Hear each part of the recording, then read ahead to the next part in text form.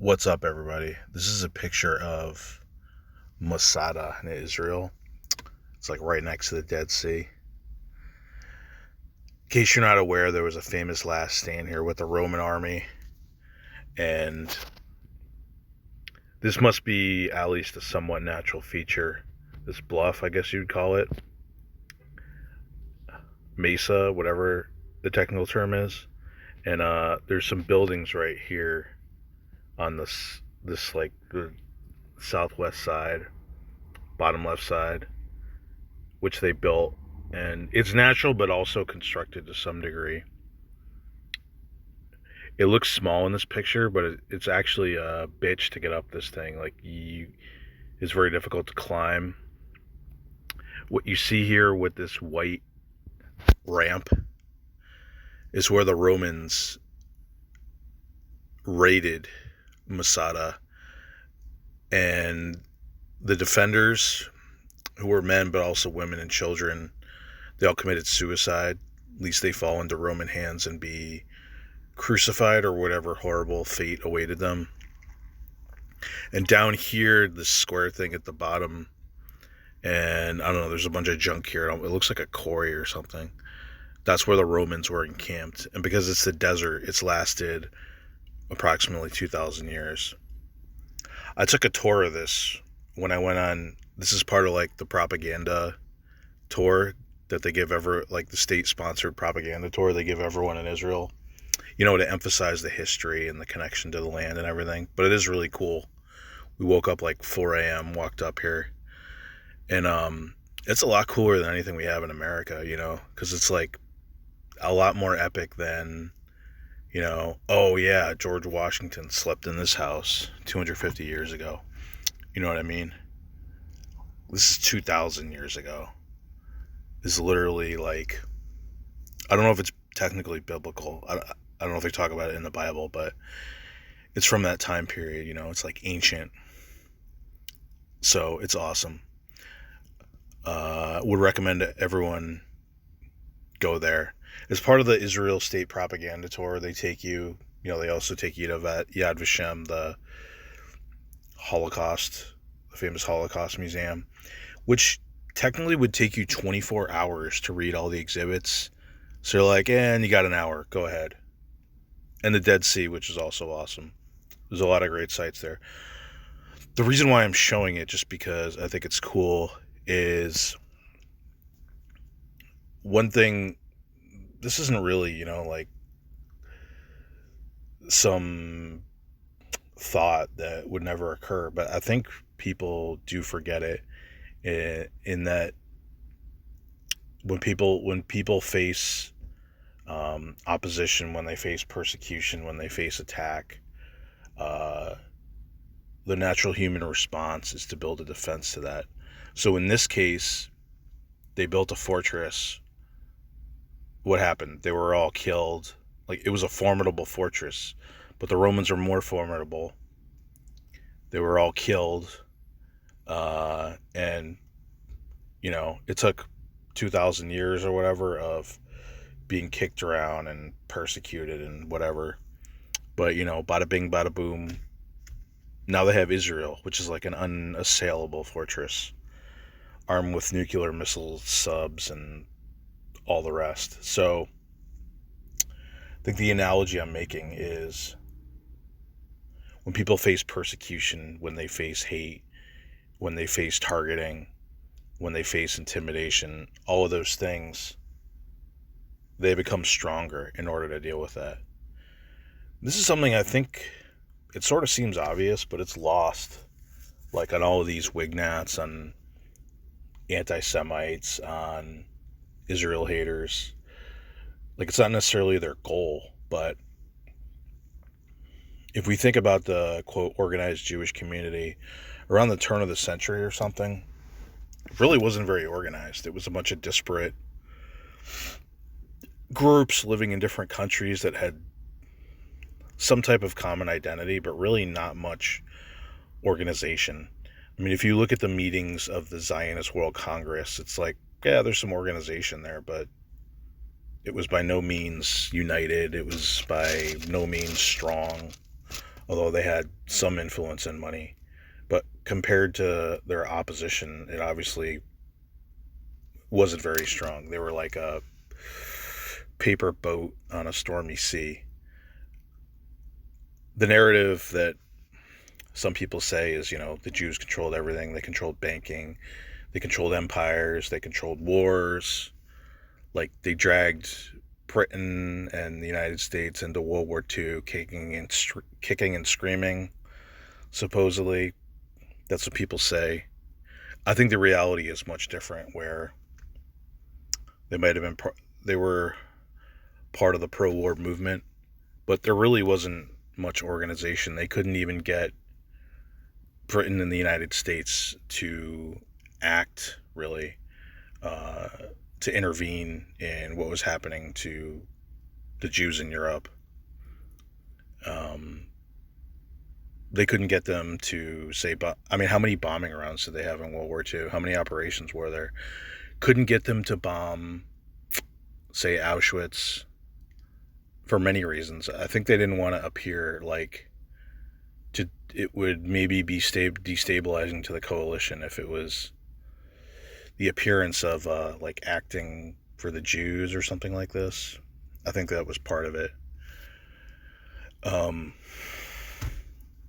Anyway, but the Jewish community worldwide, and obviously incorporated in Israel, the Zionist project, is obviously much stronger today. Why is that? It's because it's a reaction to this persecution that they faced, this resistance they faced, being treated the way they were, and nobody collectively really intervened, helped, stood up, etc., etc.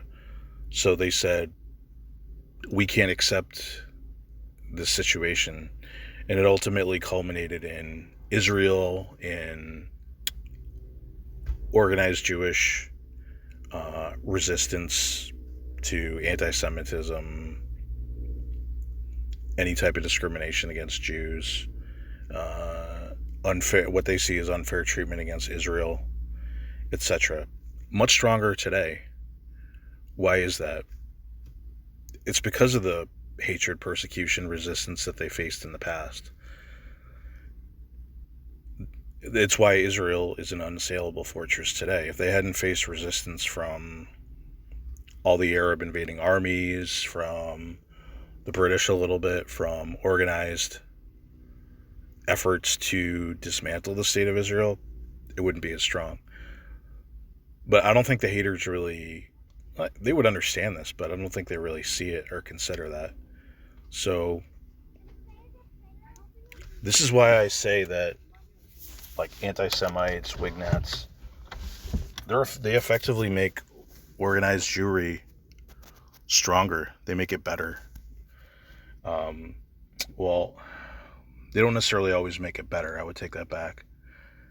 Because some of the reactions to this type of treatment, there's pluses and minuses to it. I used to think the state of Israel was, not necessary, when Jews could potentially have a happy existence in, New York, California, Argentina, a bunch of nice countries. But it's because of their past mistreatment, past resistance, past intolerance, and the risk that could return, even in good places, that Israel even exists in the first place. So unless there was like some sort of movement, God forbid, where Jews were eliminated altogether, that's what the Holocaust was, right?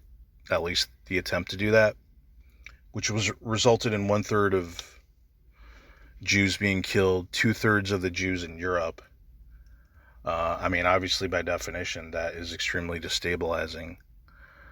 But it's hard to quantify, but it probably made Jews a stronger people, as horrific as it was. So they lost most of their communities in Europe, especially Eastern Europe, but now they have Israel, which is a nuclear power. It's not the most powerful force militarily, but if Israel were to fall, they have nuclear weapons, right? So they could destabilize the entire world. It would be catastrophic to everybody, including the most powerful countries. So, um,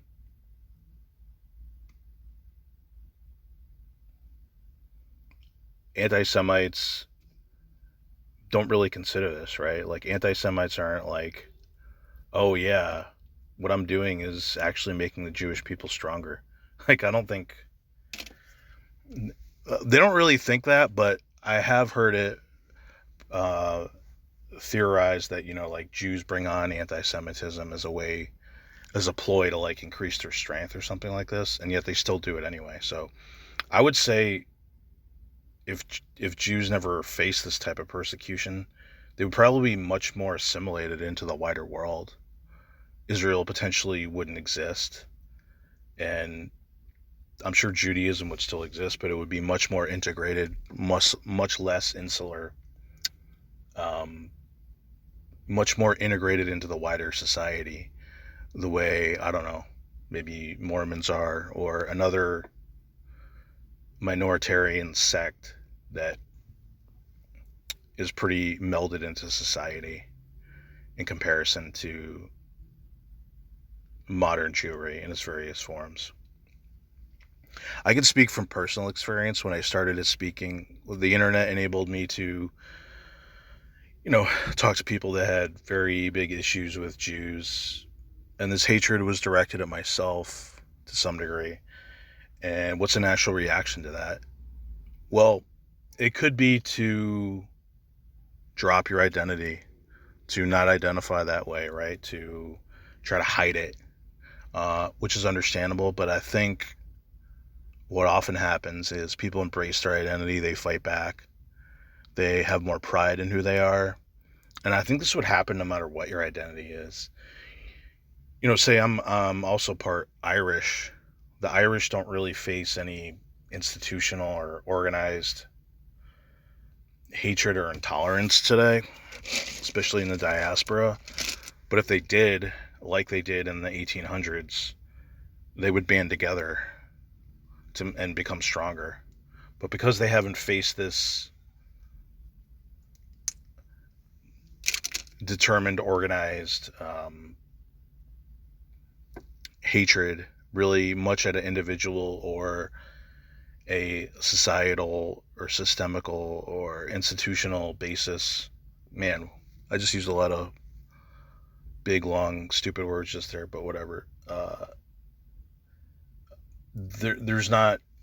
The Irish integrated into society, so Jews would be more like this if they had